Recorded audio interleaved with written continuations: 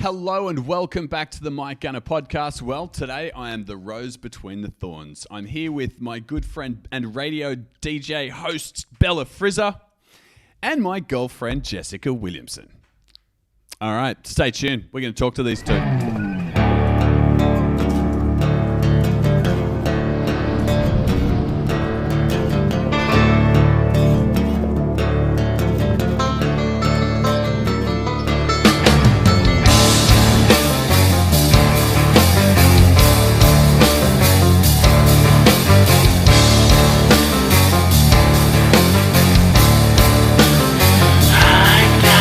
Hey there, guys. Well, here they are, the two coolest girls in the Gold Coast. Definitely very close to them. Jessica Williamson and Belle. Jess, we'll start with you. How you doing? I'm really good this morning. I'm going great. Thank you for having me on the show. You're very welcome. It's nice to have you here for the world to finally see who you are. To finally see. Like, it's a free introduction. And you've met Bella.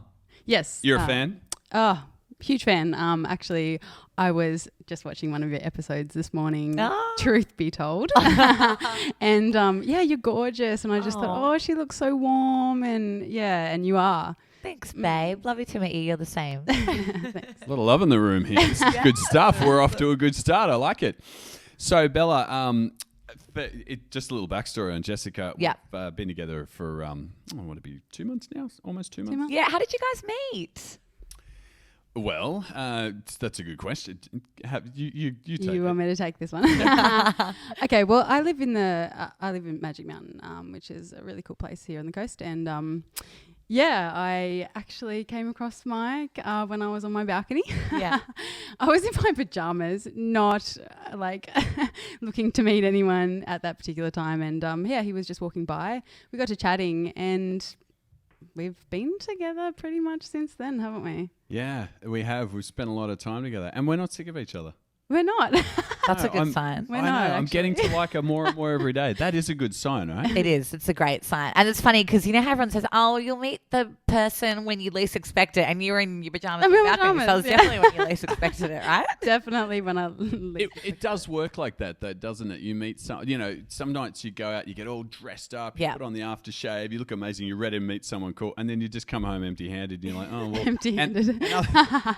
And other nights. Is that what they call it, Mike? Yeah. Hey, come on, guys. And other nights you go out and you just, I don't know, you don't make much of an effort, or you're just on your way home from work, someone calls you, say, hey, let's go out, and you're like, it's a last minute thing, and then you fall in love. Yes. Or something like that. Yeah, Does that ever happen to you? So. I think so, yeah. It's been a while since I've met someone, so I can't really remember. You've got to be kidding me. No. When was your last boyfriend? Well, we broke up I would say, give or take a year ago. Okay. But yeah, well, we actually met through friends, and I'd already met him, and then, someone you don't even realize, and then one day you go, oh yeah, he's all right. So Okay. anyway, hopefully that'll happen again. How long does it take you to get over a heartbreak? It took me a while with that one. Yeah. I don't know. I don't think you can really put a time frame on it, but it definitely took me a while. Yeah, Andrew and I were talking about it once. Is there a proportion? I might throw this out to you, Jess. Is there a proportion between the time you're together and the time it takes to get over someone, do you think? I think so, yep. Mm-hmm. Personally, I remember listening to that or seeing it played back. I'm not too sure which one. And I very much agreed with Andrew that there is a connection with the time frame that you're with someone and the time it takes to get over them. It's always been like that in my case anyway.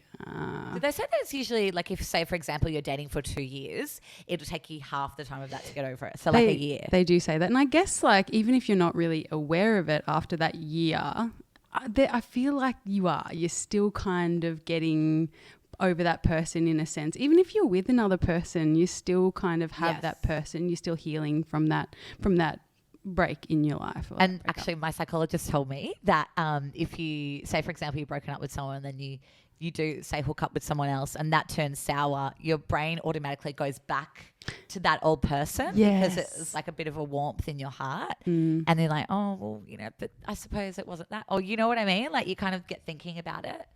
Yeah. Really interesting. Yeah, I think so. Do you ever have exes, either of you, that kind of contact you months later and sort of say, "Oh, can we try it again?" Or "You want to catch up for that coffee?" I've had that. Yeah. You ever done that to a guy? What? You ever messaged a guy after a couple of months and thought, "Oh, I shouldn't let him go. I might just catch up for that coffee." See if he. Yeah, I've done still that feels years later. Really? Yeah. What kind of results do you get from that? Yeah, so I did do it with one in particular. I'm not going to mention any names or a time frame, but Coy. but yeah, because I don't know. I just feel like with certain people, they never leave your heart. Like there's definitely people who I've had in my life who will always have a piece of my heart. And however long time that passes, they're kind of still there. And now Yeah. still being single, they kind of still come up in my mind, which is a bit of a head. You know, it's probably not best for the head, but you just got to keep remembering, like, it ended for a reason. Yeah. What do you reckon, Jess? Oh, every one of my exes, I feel like that. Like they do have a part of your heart. I think you're not going to be with somebody and have that emotional connection, that tie with that person, those experiences. For me in particular, I like to keep in touch with those people. Really? It hasn't worked out in some instances, and that's for different reasons, nothing to blame or nothing, like that. It's just it hasn't worked out as friends for particular reasons, but I do generally like to keep those people in my life as friends. And yeah, those people have such an important part of my heart. Yeah. Yeah, well, you had all that trust, and that beautiful connection with someone. There's really no reason, and the respect. If there's no reason to just walk away from that and say, "No, never want to see you." I think as long some as people it's respectful. Sorry to cut you off there, but I think some people, that's their default into self-defense. Like it's like a mechanism, and those people kind of go, "Nah," and it might be that other party that can't have a relationship with you. But Probably because they still feel something. Yeah. Or in their mind, it's almost leaving a door open to be like, oh, one day, or Yeah. if enough time passes and the wounds kind of heal, which they eventually do. yeah. And it's like once upon a time, you were their world, they were your world. Mm-hmm. It gets me quite upset to think sometimes, because how can you just go from being so with someone to so not? Yeah. Yeah. I struggle with that. Like, Yeah. yeah. What do you about you there, Mike? Well, I agree with what you guys are saying. And it's an interesting subject, I suppose. I've had relationships that I often wonder if, timing, as they say, is everything with relationships. I mean, sometimes I'll meet someone and it's just not a good time in maybe their life or mine, but you've got this great chemistry, great connection, but for whatever reason, something's holding the relationship back from, and you think, oh, if only I could have met this person 10 years ago or 5 years in the future, things might be different. And I don't think women ever think like that. Oh, they don't? They don't think that? I don't know. I just feel like as a woman, if you fall for someone, you're always wanting it to work, right, Jess? I can see you nodding over. But I think it very much depends on the man and where the man's at. And I think that it sounds real sexist, but I think it's just a thing where like the men are the hunters, and unless the man is ready for a relationship, it's not going to happen. But that's not to say that, if the guy's not ready right now, that he might not be ready, kind of later on. Put him on lay-by, as it were, like a couple of years, maybe matures a little bit, grows up, maybe circumstances change, gets himself together. Maybe then, there's a possibility. Yeah. Do you think of it like that, or? I think that once the guy realizes that, What he's lost. that the girl's done. That sucks, doesn't it? That's in my case anyway. Do you think, do girls feel that way? You don't know you've got till it's gone. I know a lot of men certainly. I'm not speaking for all men, but for me, I feel like I've ended relationships and kind of looked back 6 months later and gone, do you know what? She was actually really cool. What have I done? Or even immediately you end it and you sort of walk away and go, actually, I really like that person more than I thought. Do girls get that? Yeah. You do? Yeah. Yeah. But I just feel like as women, we're the nurturers, we're the mothers, the carers. I just feel like for me, I'm the one that does everything in a relationship I can to the point where it's nothing, there's literally nothing to do anymore. So yeah, I think it's probably different for every person. Does that mean you attract people that, I don't know, like, I mean, with that sort of dynamic, like, I'm just picturing like you being this nurturing person, and then the male would be sort of like alpha, kind of masculine, kind of. Is that the guys that you kind of go for? Yeah. But there's definitely been a type, but I'm definitely. What's your type? Get away from that type now. What's your type? I don't know.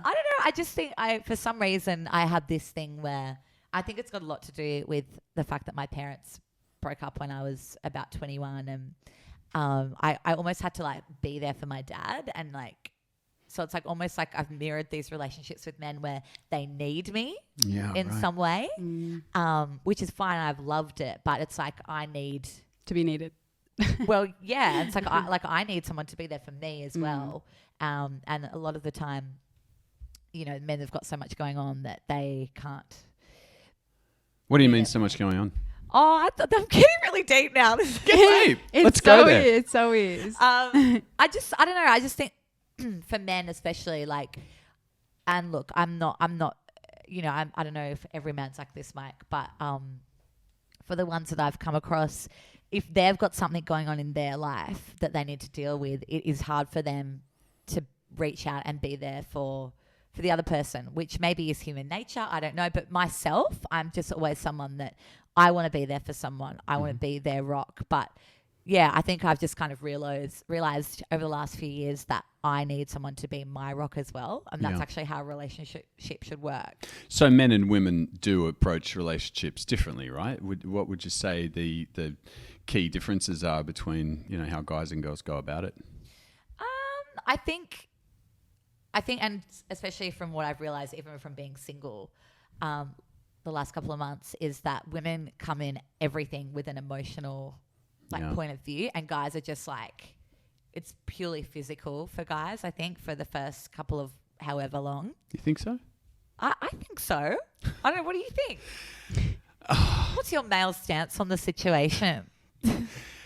Okay, this will be interesting. Yeah, I don't even know what I'm going to say yet. Okay, well, I think that guys, I can only speak for me, but yeah, of course, you need chemistry, you need attraction. Maybe it goes back to, you know, we have to choose a partner that, or a mate, you know, to sort of sound a bit more primitive, that, you know, she's able to carry our children, and that we're going to be attracted to her and want to have more children with her. You know what I mean? Like, I don't know if that maybe a subconscious thinking. Well, that's for both.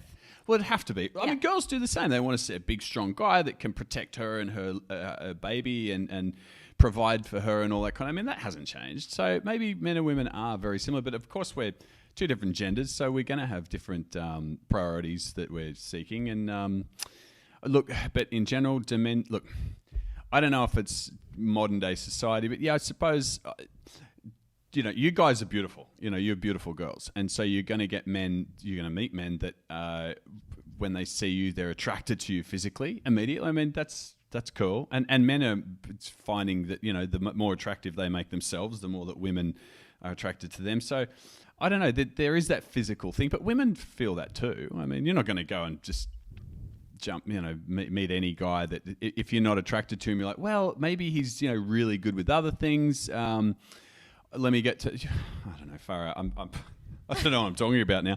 But look, I don't think men and women are that different. You can't say that men just go for the physical, surely. Okay, well, yeah, maybe that was a bit of a bold statement, but yeah, I just mean in the fact that, like, I think from my own experiences, like if I were to say meet someone tomorrow and we got off to a great start and we ended up sleeping together, and then I would get quite attached to them quite quickly, because as a girl, when you sleep with someone, that emotional thing happens straight away. I've heard this, but I think that can happen for men too. I hope so. Is there some sort of clinical evidence of it? Yes. I would.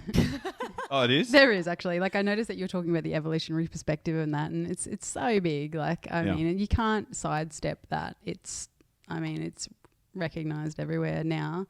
And one of those things is physically that the oxytocin release when you bond physically. And that is the thing that makes you emotionally connected to that person. And it's for males and females. It's just, you can't avoid it. Is it in differing levels for men and women? Or? I would assume so, but I'm not a psychologist. Yeah. Not yet. I am studying, yes. Oh, amazing. Yeah, yep. But I would assume it's in different levels. And I suppose, like, I mean, everyone has a buffer too. Like, so there would have to be a resistance to every sort of release in hormones as well, you know, from internally and from experience as well. So there's that to consider too. You know, so you might have been feeling this same release of something, I would assume, and, you know, from experience and for different reasons be able to sort of separate yourself from that even still. And some people would be more susceptible. And I'm assuming, in my experience, that it's probably females that are a little bit more, I don't know, I just feel like we are pretty sensitive to it. Yeah, agreed.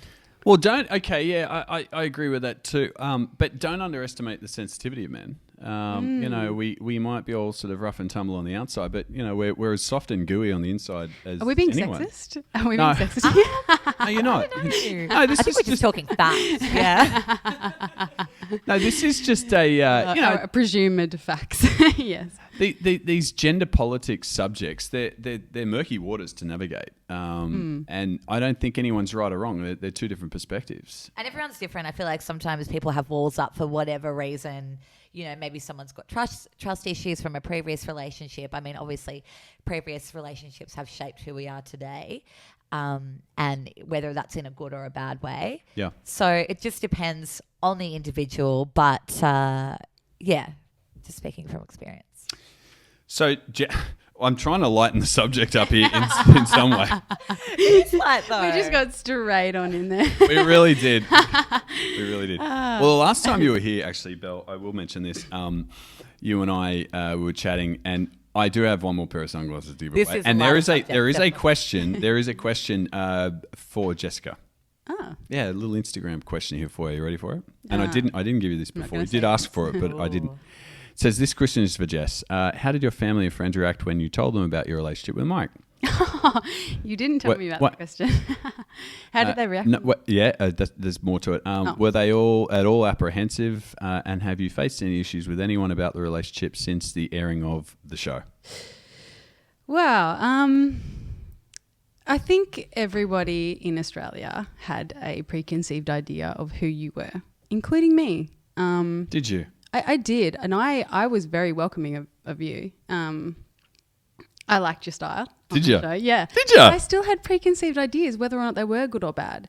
And in my case, they were good. So in a roundabout fashion of answering this question, yes, there have been little things that I've been, like little comments or whatever that I have come into contact with from friends and family. But most of it's been really good. Okay.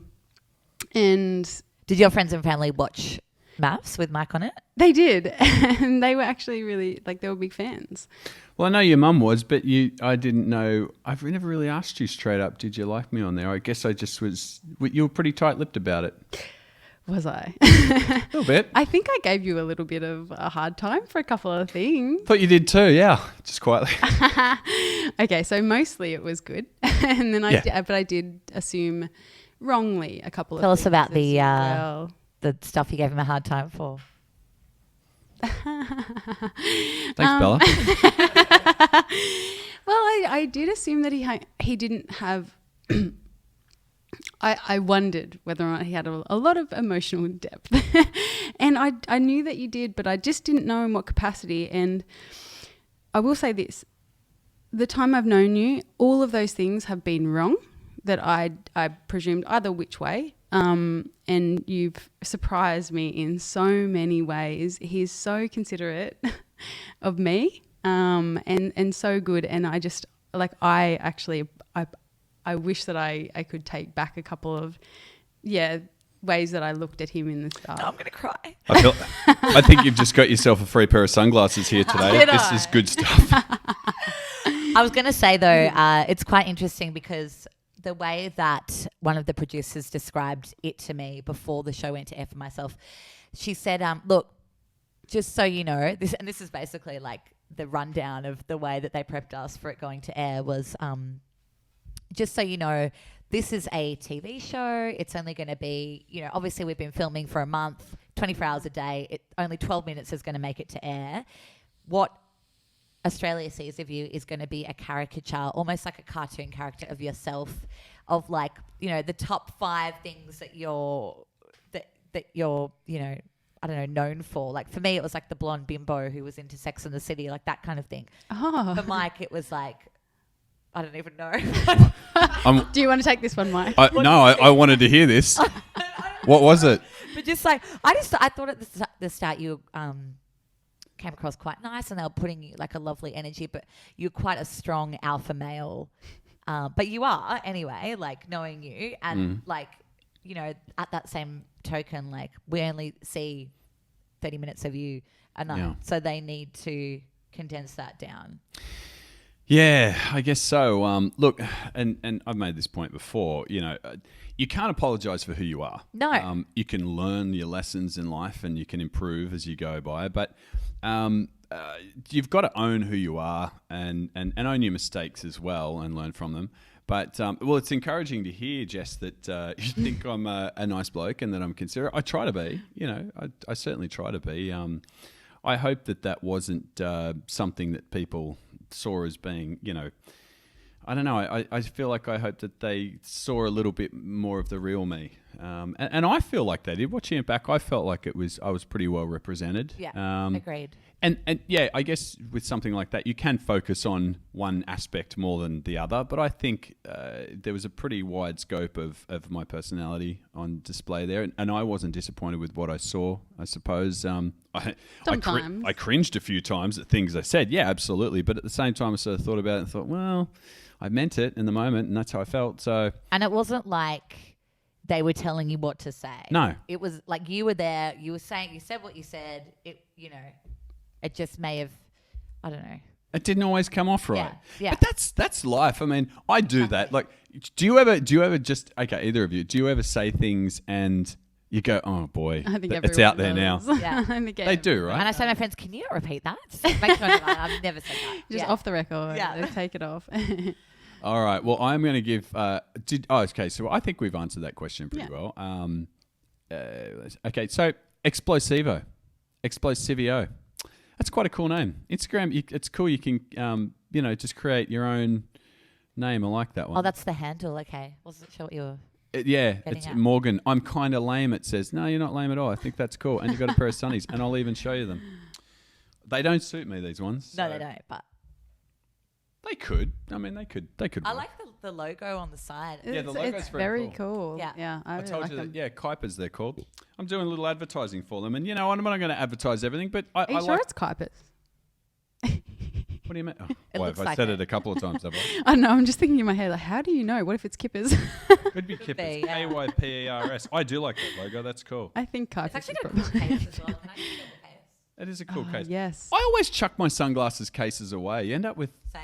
Do you know what? I made them into a little pyramid. Like they Did ya? fit, like another one standing up, and then the other one tucked in there. And Here's a question for you. How many pair of sunglasses do you go through a year? Hopefully one, but I'm really bad with stuff like I lose them. That's why I never used to like pay money, like a lot of money for sunglasses. But in saying that, I've got a pair of Valleys now, which cost me like $250. Okay. So I'm looking after them. I won't pay that much for a pair of sunnies anymore. Really? No, I went down that road for a lot of years. I used to love Bolle. They're kind of the 80s style ones. And then I think I went through a bit of a Carrera stage, fairly similar. But I would always break them. I'd step on them or lose them.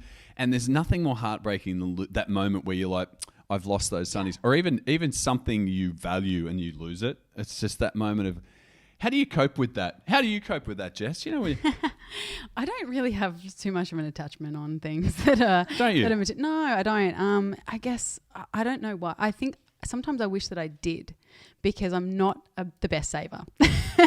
Because I don't have these moments of sheer horror when I lose a pair of expensive sunglasses or whatever it may be, and then maybe that's why I lost them in the first place.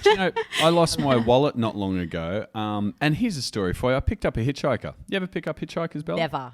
Really? Can you? Why would I do Well, that? no, I always want to, but I'm afraid that I'm going to get murdered. Yes, And, I'm thinking, Mum, would she want me to pick up this person that could?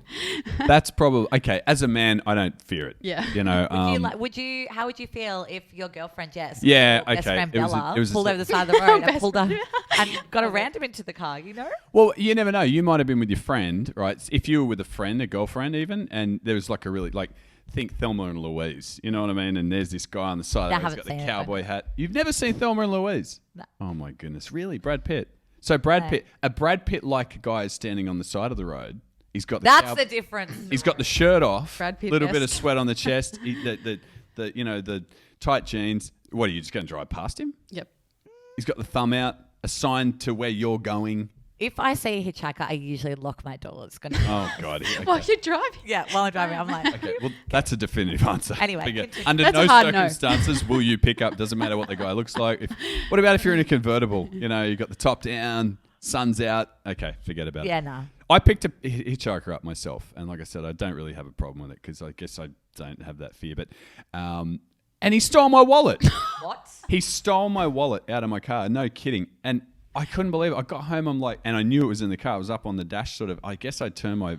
It was a young guy, and it was sort of late at night, and he looked like he needed a ride home. And I didn't take him very far, but enough time that he stole my wallet. Had all my stuff, and oh boy, was I so cranky about it. Wow. But I'll tell you what, I got this little thing now. It's like a little card I put in my wallet, and it's a little GPS. You should get one. If you lose stuff, I lose my wallet all the time. I must be on my 5th wallet in about as many years. And you lose all your cards, your license. And it gets not only expensive, but really annoying because you got to go stand in queues and get all this stuff back again. Yeah. But I got this little card. It's very cool. It's a GPS thing. It tells me on my phone where my wallet is. Wow. So, yeah, to think the next every guy hitchhiker needs that tries to steal from me, I'm onto you. I need that. It's the best thing. Do you pick up hitchhikers now, though? Yeah, absolutely. Oh, it depends.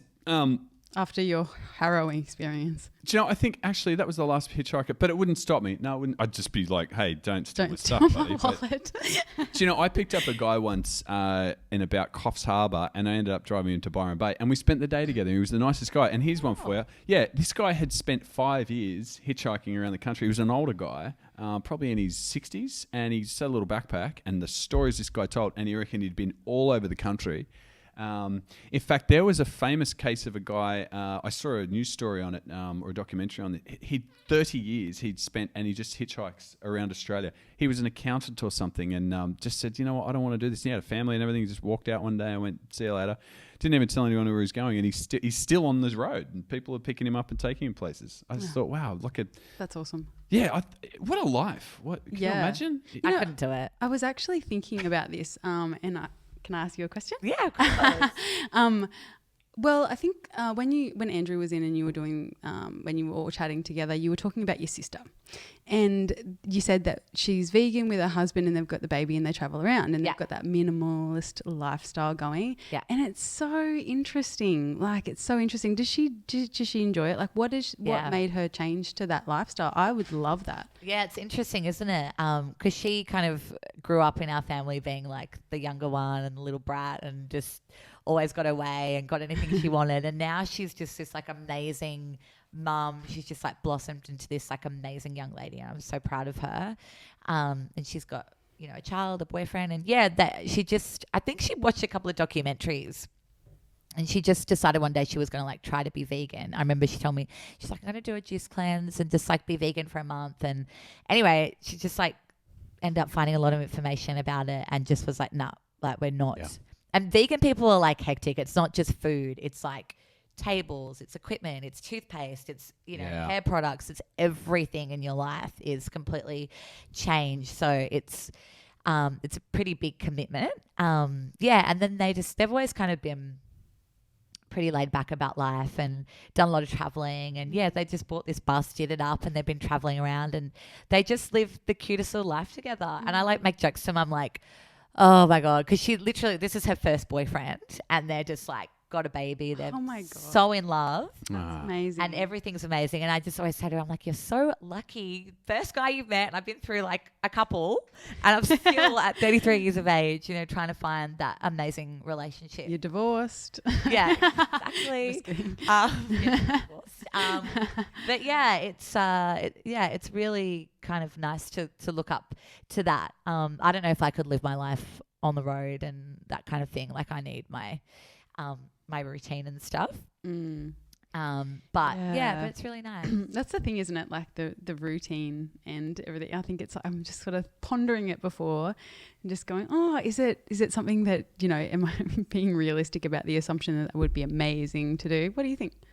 Yeah, well, I mean, I bet she has some sort of routine. I mean, they'd no doubt be in different locations if they're traveling around a bus. I mean, what a cool thing to do, by the way. Yes. Just wake up at some beach or on a mountain. What a way to live. But, with a baby, I guess she'd have, obviously a routine with him. She'd want to be giving him food at certain times and put him to bed and all that. So there'd be some sort of routine about it. But Fair. do you think that, here's one, and as you were talking before, do women and men, for that matter, when a baby comes along, I guess there's a sense of you do grow up very quickly. Would you say that happened for your sister? Yes, definitely. Yeah, I think she was kind of always ready, and she was a nanny before she met her boyfriend. So she was always like ready to have a child. I think it's something she always wanted. She wants a big family.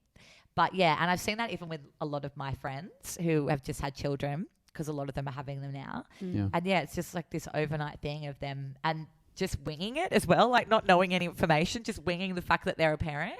Yeah. Yeah, well, it's pretty cliche, but there's no rule book or no instruction book on how to be a parent. I mean, people say you're never ready for children. Yeah. What about you guys? Just practicing, that's all. But do you want kids? Yes, obviously Mike does. Yeah. Yeah, I do. I actually, when I was younger, I'm 30 now. So probably early 20s to mid 20s, I actually had to inform my family that I wasn't going to have children. Really? Yeah. I was a really intense person. So And what, I like am you in physically a lot of ways can't? now. Or no, just I was going to make the choice to not have them. I wasn't going to plan to have them in my Why life. not? Because I didn't know if the world was a good enough place for such precious little things. Yeah, I did. Wow. And I was into conspiracies and I was a tinfoil hat wearer. Yeah. And I Flat was just earther. like, your little emo. flat earther. No, I wasn't a flat earther, but I mean, it was before flat earthing time. What is that? I don't know what that is. What a flat people? There is actually people that believe the Earth is flat. Oh, There is a lot of evidence that would. They can be. It's so persuasive, this evidence that's out there, and Not on flat Earth. Okay, so flat Earth, as preposterous as that may sound, There's an argument for it.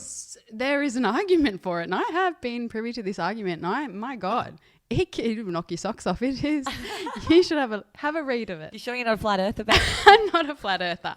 I feel like she's holding on to it though. I'm not. She could be easily convinced that it actually. It is just an example of all the which ways you can look at situations and have an opinion on things. And I kind of came out of that period of my life. I had so many strong stances on all of these things. I'm actually vegan. And I do have a strong my opinion on those sorts of things are pretty rigid. But for most other things, I'm kind of a bit wishy-washy now. I kind of think like I don't. what do you mean by that? Like I don't have a set stance on many things that I once did. And with the children thing, I don't have that anymore. And I just think, wow, why would I deprive myself of that? Did you think that prior to meeting Mike, or is that just something that's changed in your mind since you've met Mike? No, It's a big question. Sorry. I've changed this woman's mind on children just single-handedly. But they say that person comes along. I know you guys have only been together a couple of months, but like you're in a pretty solid relationship, I can see already. And, I feel like he would know. Well, to answer that question, no, I did change that mindset. Like even like with the children thing, I changed that. I was like, no, I think people have got it pretty well under control. I can see a lot of happiness in these families, and why would I sort of take that away from myself? But I was also a little bit afraid of children because I didn't know what to ask them if I'd met them. Like I'd just be like, how was your day to a 2-year-old, How was your day? What have you been up to? How's the schedule? And but being around more children as I've grown older, I've been more confident in that as well. So yeah, definitely do want kids. So I like kids. Kids are cool. It's easier. Jess, I think it's easier than what we even think it will be. Do you? Yeah, they don't ask. All these parents are going, no. Oh, no, yeah. Exactly. They're like, you buddy, you wait. And you're going to have children one day, I can No. Oh, hang on. What? Yeah, no, I'm not. I mean, look, I love children and I love being an auntie, but I don't know, like at this stage and at many stages in my life, I've just never really thought that I would have them. You will.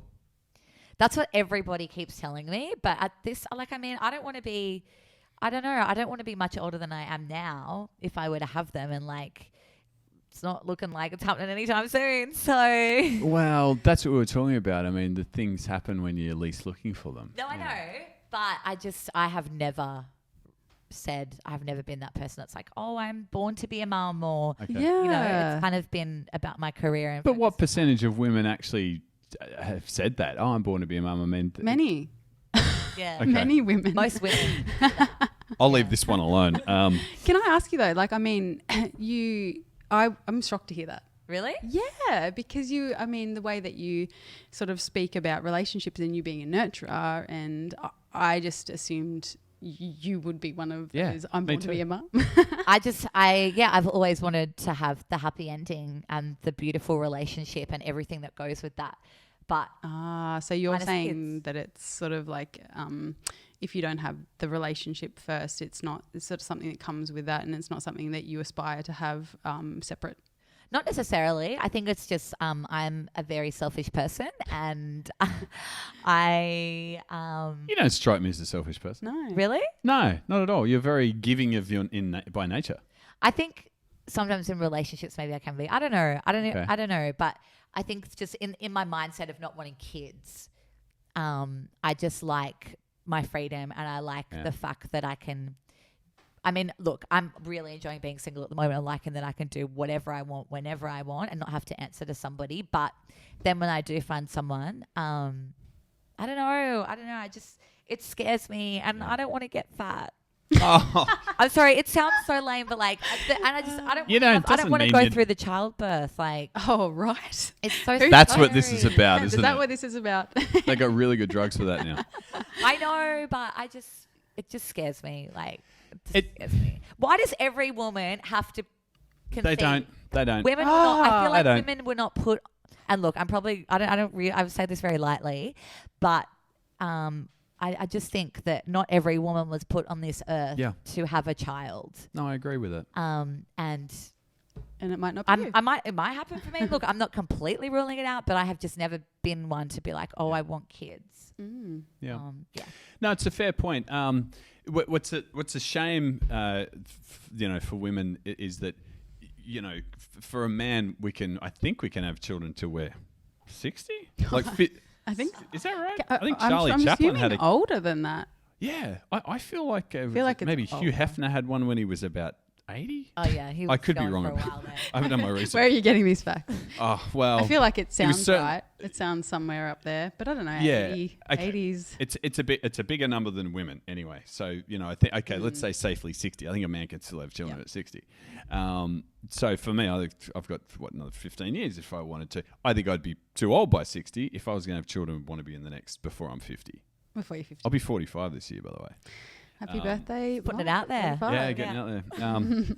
But for a woman, I guess, what's the cutoff? Probably my late friends, 30s, something like that. Yeah, my friends who are mid to late 30s, a lot of them have like frozen their eggs if they're still Okay. Yeah, there's that which whole I thing. think is quite interesting. Which it's just I feel like I'm 33, but I'm a real young 33 because my head is not there at all. Yeah, and that's the thing, you could get to 43 or 53 and go, oh, far out, should have had kids when I had a chance. But I mean, not that you're going to live with a regret like that, but No. it is a shame that women don't have as long to think about it as men do. You're still young and free and living your life and going, I want all this freedom. And then maybe when you settle down later, you go, oh, geez, should have had those kids. But That's when Can you adoption simplify might it? come into play. I thought as well. That was my thought process. I was like, there's so many children in the world who don't have homes and who don't have parents, and if I could contribute to like giving one of those children a home as opposed to having my own, maybe that's a path I can take. That's Adopting so something nice. like that. That's such a nice thought, isn't it? Yeah. You should, you know what? And you can do that, no problem. Well, it's not easy. I don't believe the adoption process is as easy as just kind of picking one out and walking out the door with him. That's a lot of money too. Well, yeah, there's that as well. But it's a lot of red tape and time, and you've got to be. They want to know every last thing about you, which is fair enough. I mean, you're not just going to hand out children to anyone. But and you can adopt or foster and that kind of thing. So there's options for someone if they get to an age where they're like, boy, the horse has bolted for me to give birth, but I could still take on some children, some unfortunate ones in a foster situation or something like that. So yes, that option's always open to you, Bella. Yes, thank you. Why is one man talking to two women about these subjects? I feel like I'm way out of my depth here. You've done well. He's done well. Yeah, I think he's done I well. probably haven't, but I'm trying my best here. Guys, I'm trying to just stay afloat here. Andrew. Andrew's in the corner just shaking his head going, Mike, you're in deeper water than you can swim, Like I mate. wish I had a microphone right now. I wish there was a camera on Andrew. Oh, buddy. Anyway. So we've had some questions. And goodness me. Hang on. One just came up just a second ago. Oh, great. So, hey, isn't it nice that, and by the way, you guys you've only met earlier today, and I think you should be friends because we're... We've already added each other. Yeah. This is like a friendship date, by the way. It's a friendship day. Will you see me again? Yes, I can't wait. I think you could be really good friends. Definitely. You're so I nice, just lovely. think sometimes you meet someone and you click straight away, and I did feel that as soon as I met you. I was like, oh my God, this chick is really lovely. And I don't get that often, especially with girls these days. Like girls are so, I don't know. I felt the same. What's wrong with girls? What are you talking about? I don't know. I just feel like sometimes, especially on the Gold Coast, like everyone's got their friendship groups, everyone's got their friends. Sometimes girls aren't really looking to let other girls in. But I've experienced that actually. Yeah. And I've actually, knowing Mike, I've met a few really cool girls as well. But I don't know, it's sort of not eventuated or whatever, or that's sort of like that feeling. But like Roland, she came in the other day and she was like you're so nice, and it's sort of rare. It is sort of rare. But yeah, I did get that vibe. Yay. All right, we'll swap numbers. Yeah, this is good stuff. I like. Do you think that girls make friends with other girls easier than guys make friends with other guys in general? I don't know. I mean, I've never been a guy, so I'm not sure. But like, I don't know. I think. I don't know. I think it's. I don't know. I think girls can be quite bitchy sometimes. So I think it's actually the opposite. Like guys are easier make friends because there's no BS there. It's just like mateship, whereas girls kind of like sometimes they have to figure each other out before. I wonder if it's like worse for you though, because of like being well known and having a great career. I wonder if women kind of get a bit jealous. Really? Yeah. do you ever feel that people get jealous of you? Maybe, I don't know. Yeah, it's a hard one to answer. You're kind of It's trying to weird, answer it with some humility. Yeah. But it does happen. I've seen comments made about me, and I know it's coming from a place of jealousy. I really do. Like, it has to be. It couldn't be anything else. And you're like, well, buddy, like, come on, like, get your life together and you kick some goals, and then can't we all just be happy for one another, kind of thing. But I tell you, but back to the girl and boy thing, I think women... Oh, all right, here I go. Here he goes. Look down the lens for this one. Get the popcorn ready. No. And I know people agree with this. I think... generally speaking, spit it out. I feel like women do judge each other more harshly than men do. There's more competition between women, and I think that plays a role in making friendships and relationships in general. I mean, a guy, look, you get some jealousy and some judgment between guys and some competition, certainly, but I feel like it's stronger for women. What's that about, Jess? I don't know. I really don't know. In my experience, like I can only speak for one sort of side. I don't know. It's hard one. I know. So I'll throw it to you. Yeah. Well, I know myself. I compare myself to like every other girl. Sure. And I think that's just something that women do. We compare ourselves, and especially with social media now, like you've got so many. Like when I was younger, I had a bit of an eating disorder. I worked in magazines. Girlfriend. Have you heard of Girlfriend magazine? Yes. Yeah, you that's worked a for cool one. Girlfriend magazine. I worked, when I was like 18. Wow. Okay. What did you do there? I was like fashion assistant, beauty assistant. Like I did a bit of writing. That's cool. It was pretty cool, yeah. So like between the ages of like 18 to 21, so I did have a bit of an eating disorder during that time, which had stemmed from high school. But I mean, I was just constantly looking at the magazines and comparing myself to, you know, the models. And these days, there's social media and you scrolling like every moment of the day, and you're like, oh, you know, and just, you know, I've done a couple of things to myself to make myself look a certain way. Where does it end and start? Like that's the thing, isn't it? Like, Yeah. I mean, I'm really big on like non-diet approaches and non-regimes for women, like regimented thinking about how we should be and how we should compare to other women. I'm big on that because I also had an eating disorder as well. I went for a long time. So it's nice to be able to say these things and not really have that stigma to it. And Yeah, I kind of did, even saying it, to be honest. I was like, a little bit. I actually really appreciate that you did, because if we were to sit back and say nothing, or like have that little bit of doubt in ourselves to actually say those things, it just means that every other girl that's suffering from those things does as well. Yeah. And the competition between one another and how we should and shouldn't be is so big and so damaging. And it's nice to kind of like, I suppose there's always that default. And if it's not sort of brought to light, like it's all about self-love now too. So it's nice to kind of like when you say that there's competition and bitchiness within women, I think that that's so true. But I think that women have the capability, every one of us does, to really get above that. And I don't know, I love like the yoga perspective and the mindfulness and the self-love perspective. Like, and it's sort of, and women kind of jump on that too. So Instagram can be really good, like as an example for that comparison, as Girlfriend magazine might have been. Whereas it can also be that platform for, you know, mental well-being and acceptance and love between, you know, everyone as well. So that's a good thing as well. Have I gone off on a tangent? No, I love it. Yeah, that's beautiful. So it sounds like, in essence, Jess, that, you know, and what you're saying, Bella, that this competition and this judgment between women, I mean, again, it does exist to a lesser extent with men, but it doesn't sound healthy, you know, the idea that especially young people whose, I suppose, opinions haven't fully developed about themselves and society in general, they're scrolling through or they're flicking through pages of magazines. And this isn't just starting now. I mean, even when you were working at Girlfriend, they would have had pretty young girls and in skimpy outfits and other little girls sitting like, oh, I don't look like that, you know, and that makes them sad. And you know, they compare themselves and whatnot. It doesn't sound healthy. Is there some way to remove that that stigma or that feeling of wanting to compare ourselves, or is that just human nature? I hope there is, but for myself, it's something that I've battled with for years. And it actually sort of manifested into an eating disorder for you? Yes. Okay. Yeah. Boy, I think this is more prolific than what we even imagined, because, you know, then Jess just jumped in and said she had that. And what is it, like half the women out there are having eating disorders? I don't know what the stats are these days. There's definitely a lot of other things that go on as well, which is a whole other topic, which I'm not going to get into right now. But yeah, look, it was the way my one stem as well was because a friend of mine had something and I almost copied her. Like, it was the weirdest thing. And then it was just something that stuck with me for years and years. And it's still something that I kind of battle with day to day, but I just have learnt how to manage it.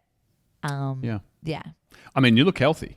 Thank you. Yeah. Well, this is the healthiest I have been, and it's been a long time since I've properly battled, but there are definitely moments, down moments where I'm like, I have to really check myself and be like, no, Bella, you're not going to go back to that dark place. Yeah, right. And I guess it takes time because, I mean, people, I know that, you know, young women and I don't know, do young men, I don't think many young men develop that, but they do. They do? Yeah. They do? They absolutely They do. It's quite common. Yeah. I think it's more common with men, isn't it, Jess? Is it? As far as I was aware, it wasn't more common, but it is way more prolific than what you would think. And wow. Yeah. Boy. I don't know exactly what the stats are, but I do know that. I mean, I've spoken to a lot, especially. Actually, I don't want to generalize here, so I'll take that off. But yeah, it is more common than you think. Well, definitely. I mean, Far out, I feel like I'm way out of the loop on this. I've never You're known. like, no, there's nothing. Are women fancier. just more open and honest about it? Because I've never met a guy that said, "Oh, Michael got an eating disorder." I would have been like, "Really?" Yeah, so I have. I've met Same. many males that have actually opened up to me and said that they have. But again, that's sort of like I'm a female, and I wonder if it's. I think men find it easy to open up to females sometimes. I don't know. I don't alpha want to male generalize over here. But, Oh, but hang on. If I maybe you're right. I guess they're just more comfortable talking to a woman about it, and I can see how that is. Having said that, if a mate of mine came to me and said, "Oh, Mike, I'm down about something, or I've got insecurities, I've got an eating disorder," I wouldn't pick on him and go, "Oh, you idiot!" Like I'd be like, "Oh my goodness, buddy! Like, how do we fix this?" It's so scary to tell anyone, and then to pick you as the person to receive that information. Well, I mean, there's no way to guarantee what your response may be. If you had shown a very sensitive, super nurturing side to somebody, which I have, because I do have that in me. So those people have opened up to me. But for yourself, you don't it's think probably less caring and nurturing? I do, because I know you personally and I know you like intimately, and but a lot of men wouldn't see that side of you. Maybe I need to work on that. I think I might be. so. I need to project a more nurturing, caring image. I think we just need to appreciate that everyone we meet in our day-to-day lives could be going through something or has been through something, and just be a bit more, compassionate about that. No, I definitely agree with that. Yeah, what's that? There's that great little meme. It's something about you don't know the battle that another person is fighting in their own mind or in their life, and don't add to their adversity. Kind of. Do you think that there's a consciousness shift in society that people are getting this now? They're like, well, look, I've got my problems. Everyone else must have their own. Let's just be more supportive. Yeah. There has to be this consciousness shift. We have to be more supportive of one another. Yeah. Where does that start? Where how do we get that really moving? I think it is moving. Good question. I think it is moving, and I think that people are becoming more aware. And as I just touched on before with Instagram, like with these platforms and people say, like with this, loving kind of movement, it is happening. It is a massive shift. I didn't think that I would sit here and just tell everyone that. Yeah. And and I don't think that it hasn't been well received by some people that I considered it would be. And, to overcome that, it's just because so many people have. And that's made me more comfortable to say it. Yeah.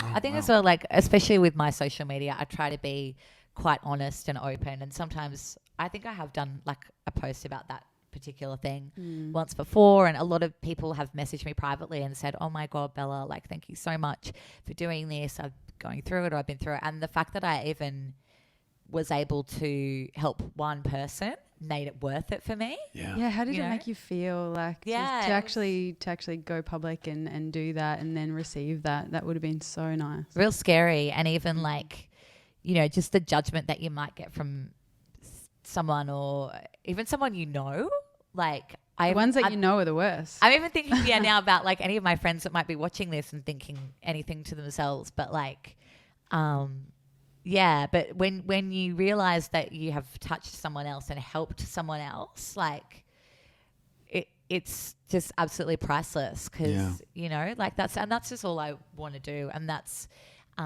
especially coming from a background of working at a teen magazine, I knew a lot of found out a lot of information about what happens with teens, and it's a hard road, and especially these days with social media, having to deal with that as well. Hey, here's one for you. I was reading somewhere that I believe they're doing a trial in Canada or North America, it could be. They're going to remove the like option on photos on social media, so you can't see how many likes you have.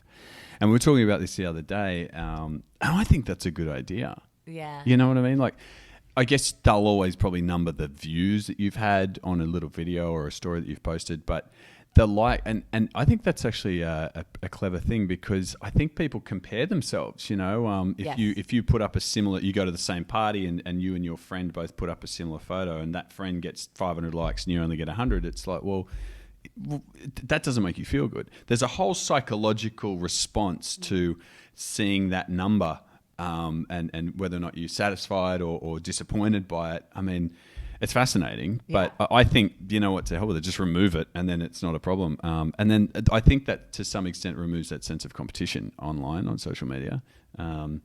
because Andrew and I were talking about this the other day. Our presence on social media is such now that, I mean, I spend a lot of time on the damn thing.